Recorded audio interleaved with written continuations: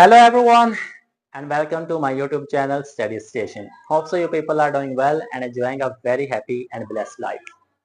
Dear viewers, as you know, we were discussing about one of very important chapter from ninth class English, chapter number 6, which is the value of time. We were discussing this chapter and we already have discussed 8 paragraphs. So in this video, we are going to discuss paragraph number 9. So what is in paragraph number 9? Let's see. जी तो इस paragraph के अंदर क्या बात की गई, पहले हम पैराग्राफ डिस्कस कर लेते हैं, फिर हम इंशाल्लाह उसकी ट्रांसलेशन को देखेंगे. At first it was challenging for Tasir. He was putting off important tasks and indulging in immediate gratification. However, with practice and determination, he started to see improvements. He felt more in control of his time and less stressed about deadlines. His grades improved and he had more time to spend with his family and friends. GD viewer, this was your paragraph number 9. जिस तरह paragraph 8 के अंदर एक schedule बना दिया गया था और उस स्केड्यूल के ऊपर तासीर ने किस तरह से वर्क किया और उसको कौन कौन से बेनिफिट्स मिले, we will see in this paragraph. Paragraph हमने डिस्कस कर लिया. Now we are going to discuss this paragraph word by word. So here we go. At first, पहले पहल, शुरू में. It ये was था चैलेंजिंग, मुश्किल. शुरू में यह मुश्किल था. जो टाइम टेबल फॉलो करना वो मुश्किल था. हर एक बंदे के लिए होता है. जो स्टार्ट होता है वो वाकई ही मुश्किल होता है. इट वॉज चैलेंजिंग, ये मुश्किल था. फॉर तासीर के लिए. पहले पहल, शुरू में ये तासीर के लिए मुश्किल था. ही वॉज वो था. पुटिंग ऑफ, इनकार कर रहा था, टाल मटोल कर रहा था, ताखीर कर रहा था.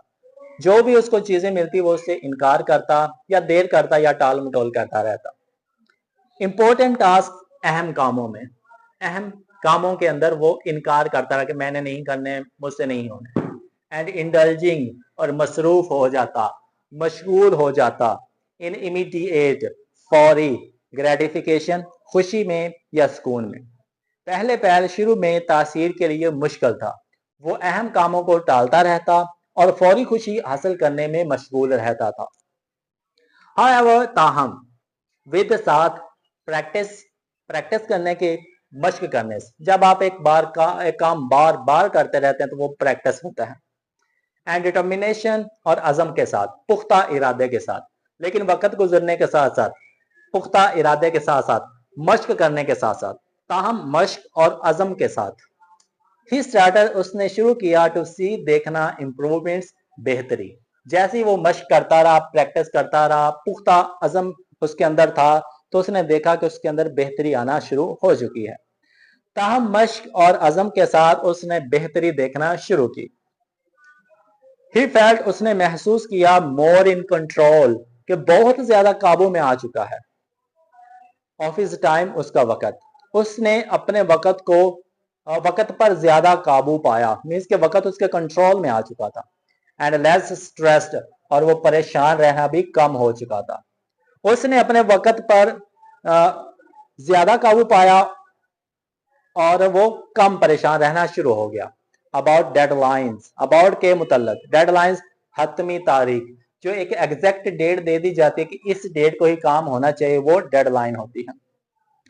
उसने अपने वक्त पर ज्यादा काबू पाया और हतमी तारीखों के बारे में कम परेशान होने लगा. हिज ग्रेड्स, उसके मार्क्स, उसके ग्रेड्स, उसके नंबर्स, इम्प्रूव्ड, उनके अंदर भी बेहतरी आई. जब हर एक चीज टाइम पर हो रही थी, वक्त पर हो रही थी, तो उसकी वजह से उसकी पढ़ाई के ऊपर भी असर आया और उसके जो ग्रेड्स थे वो बेहतर हो चुके थे.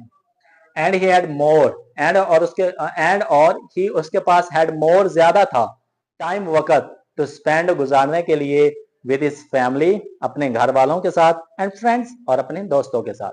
और जैसे जैसे हर एक चीज वो वक्त पे करता तो वक्त पर करने की वजह से उसके पास काफी खासा वक्त बच जाता जो अपने घर वालों के साथ गुजारता और अपने दोस्तों के साथ गुजारता.